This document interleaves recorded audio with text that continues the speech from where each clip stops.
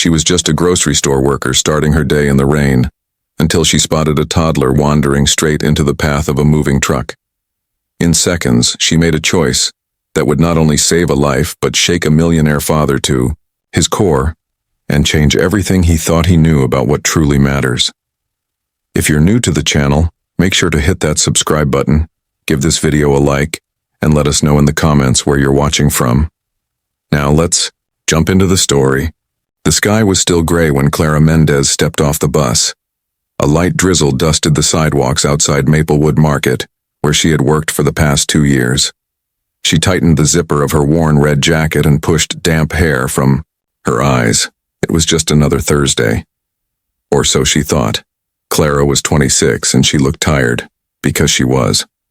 Between early shifts at the store and late nights caring for her younger brother, life didn't leave her much space to breathe. But she didn't complain. She showed up always. That morning was no different. Outside the market, she started her shift by collecting carts. The metal racks squeaked across the wet pavement, each one colder than the last. Clara's hands were numb, her fingers wrapped tightly around the slick handles, her shoes squished with each step. Still, she moved with focus, gathering line after line of carts and returning them to the corral near the storefront. She bent down to pick up a crushed soda can that had rolled under the carts when something made her pause. A flicker of movement. Just beyond the row of carts, a small figure stumbled through a puddle, a toddler. Alone. Clara's heart skipped. The little girl, maybe 2 or 3 years old, toddled forward, arms out for balance, her rain-soaked dress clinging to her legs. She was heading directly into the path of a reversing pickup truck. The driver didn't see her. His backup lights blinked red, the engine humming low. The truck rolled backward steadily, tires hissing over the slick pavement. Clara's breath caught. She shouted, "Hey, stop!" The driver didn't hear. The child took another step. Clara didn't think. She ran. Her feet splashed through puddles as she sprinted across the lot. Shoppers turned, startled by the shout. The pickup truck kept moving. In now. A flash, Clara dove forward, scooping the child into her arms just as the truck rolled within inches. Her body twisted, shielding the girl. The truck jerked to a sudden stop, the tires screeching. One of the carts Clara had abandoned rolled into. The truck sighed with a loud bang, leaving a long scratch in the paint. The driver, a man in a windbreaker, jumped out, his face red. "What the hell are you doing?" he yelled. Clara stood up, still holding the shaking little girl close to her chest. "You were about to run. Over a baby," she said, her voice sharp. The man's eyes shifted from the child to the scratch on his truck. "You see that? That's real damage. You're paying for that." Clara's jaw tightened. If a scratch matters more to you than a child's life, maybe you shouldn't be behind the wheel. The man stepped closer, ready to argue, when a deeper voice interrupted from behind. "She's right." Both turned. A tall man stepped forward from a black SUV parked nearby. He was dressed in a dark coat and leather shoes that were far too nice for a grocery lot. His name was Leo Maddox, though Clara didn't know that yet. All she saw was a stranger with a serious face and wet eyes. He rushed forward and dropped to his knees beside them. "Ella," he whispered. The child squirmed at the sound of her name. "Daddy," she cried, reaching for him. Clara gently handed the girl to him. "She ran into the lot. I didn't think. I just moved." Leo held his daughter tightly, burying his face in her damp curls. "Thank you," he said, breathless. "Thank you, I don't even—" Clara's voice was steady, but she trembled. "Watch her better next time," she said. "There might not be someone nearby to catch her." The truck driver, still standing there, crossed his arms. "And the truck damage? You just gonna ignore that?" Clara didn't even look at him. "Your truck can be fixed," she said. "Her bones can't." Then she turned, her jacket soaked, her shoes heavy with rain, and walked back toward the store's doors. The automatic glass slid open. She stepped inside and didn't look back. Leo stood there in the drizzle, holding his daughter. The world around him seemed suddenly still, His hands shook. His throat was dry. He had almost lost her, and the woman who had saved his little girl was gone before he'd even asked her name. Leo Maddox hadn't slept much the night after the parking lot incident. He kept replaying the moment in his mind, the flash of movement, the shout, the blur of red as a woman ran straight toward danger. He had almost lost Ella, and if that woman, that grocery clerk, hadn't stepped in without hesitation, his world would have shattered in a blink. The next morning, Leo sat in the back seat of his sleek black car, staring at a thick white envelope. Inside was a large stack of $100 bills. He wasn't sure exactly how much he had stuffed. In there, maybe 5,000-6,000. It didn't matter. Money had always been his way of expressing gratitude. Business deals, birthday gifts, even apologies, everything could be solved with the right amount. Until now. His driver pulled up to Maplewood Market just after 9 a.m. Leo stepped out, adjusting his coat. Heads turned. He didn't belong here, and everyone knew it. Still, he walked past curious stares and whispers, clutching the envelope in one hand. He found her in aisle 2, quietly restocking soup cans. Her name tag read Clara Mendez. She moved with quiet focus, lining up cans with care like each one mattered. Leo cleared his throat. "Excuse me, Clara?" She turned. Her face was calm but cautious. "Yes? I'm Leo Maddox. We met yesterday. You saved my daughter." Clara gave a small nod. "I remember." He held out the envelope. "I wanted to thank you, properly." She glanced at the envelope but didn't take it. "What's this?" "A token of appreciation," he said. "Please, it's the least I can do." Clara opened it slightly. Her fingers stopped when she saw the thick stack of bills. Her expression changed. She closed the envelope calmly and held it out to him. "I don't want it." Leo blinked. "You don't even know how much it is." "I don't care." He stared at her, confused. "I just thought that you could fix what happened with money," she said, not unkindly. "I didn't pull your daughter out of the road for a reward. I did it because she was about to die." Leo shifted, unsure of what to say. Clara's voice stayed calm. "I've worked here 2 years, seen all kinds of people. Most wouldn't have noticed a child in danger, let alone cared enough to move. I didn't do it to get paid. I did it because it was right." There was silence. The store around them buzzed with shoppers, beeping registers, and the low hum of air conditioning. But in that small moment, it felt like the world had paused. Leo slowly took back the envelope. He wasn't offended. He was humbled. "I didn't mean to offend you," he said quietly. "You didn't," Clara replied. "You just reminded me how rare it is for people to do the right thing without expecting something in return." She turned back to her shelves, calmly setting a can into place. The moment was over for her, but not for Leo. He walked out of the store, still holding the envelope. The rain had stopped, but something inside him felt shaken. That night, Leo did something he hadn't done in years. He looked someone up, not for business, but out of curiosity. He wanted to know more about Clara. He didn't dig deep.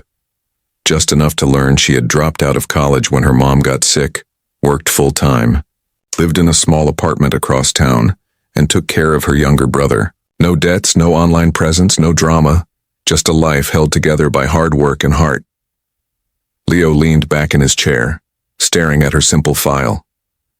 No one had ever refused his money before. Not like that.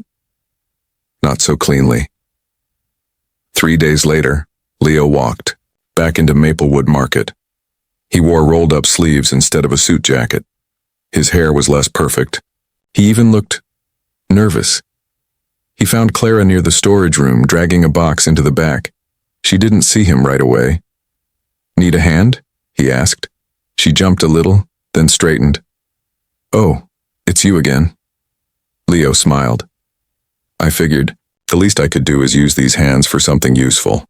Before she could object, he grabbed the box and lifted it easily. She watched him, half amused, half suspicious. "You know this is a grocery store, not a redemption center, right?" she teased. Leo laughed. I'm learning as I go. For the next hour, they worked side by side.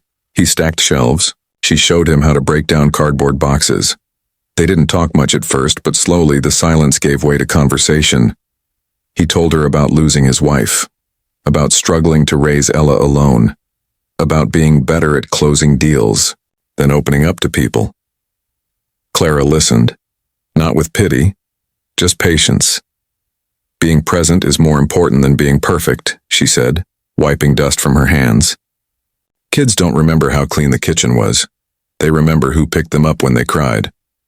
Leo nodded slowly. He had always lived in a world of numbers, power, and performance.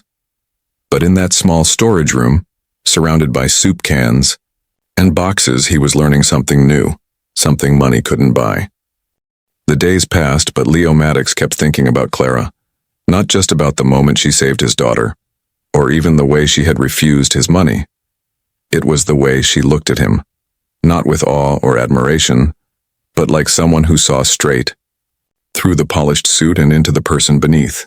It was unsettling, but in a good way. One Saturday morning, Leo took his daughter Ella to Brookview Park. The sun peeked through soft clouds, and kids ran across the open grass laughing and shouting. Leo, always checking his phone in the past, now kept it tucked in his coat pocket. He wanted to be present.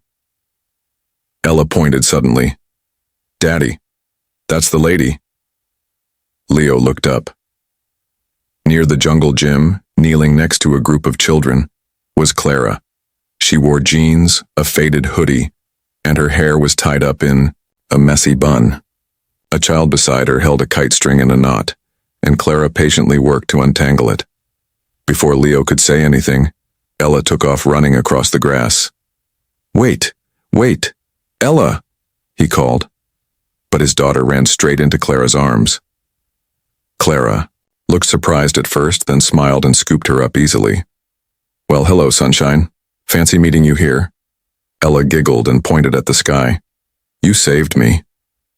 Clara's smile faltered just a bit, touched by the memory.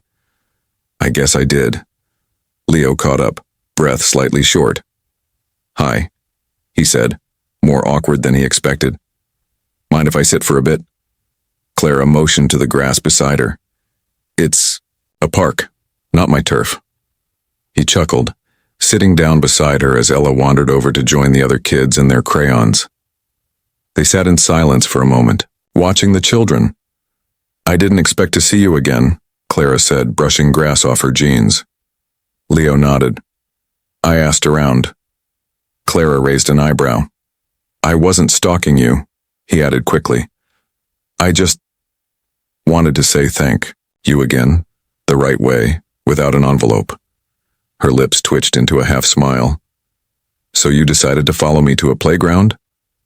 I didn't know you'd be here, he said, laughing. Ella and I come on Saturdays sometimes. Clara tilted her head. That's good, she needs that. He looked at her. You think I'm a bad father? No, she said gently. I think you're trying, and trying matters. There was a pause. Birds chirped in the trees. Children's voices filled the air like music. I've spent a lot of time around people who do things because it benefits them, Leo said. Investors, politicians, friends, everyone's working an angle. You're not like that. Clara shrugged. Not much of an angle in cart pushing and soup stocking. He smiled. Still, you're different. She didn't reply, just watched as Ella carefully handed a purple crayon to a younger boy. I used to want to be a teacher, Clara said softly. Majored in education, but my mom got sick, had to leave school to take care of her. Jobs came first after that. Leo looked at her, surprised. You would have been a great teacher. I still am, sort of, she said. Whenever I can. Kids like the ones here, they don't always need a perfect classroom. Sometimes they just need someone who listens. Leo felt something stir. Inside him, not guilt this time, but admiration. What if we did something, he said suddenly. Clara raised an eyebrow. Something like a place for kids like these. Like your students that never got their teacher. Clara stared at him. Are you serious? I am. I've got the resources. You've got the heart. She hesitated. What kind of place? After-school programs, maybe. Reading corners. A safe place to learn, explore, eat if they need to. We could figure it out together. Clara looked away, thoughtful. People like you don't usually ask people like me to figure things out. They show up with a plan already written.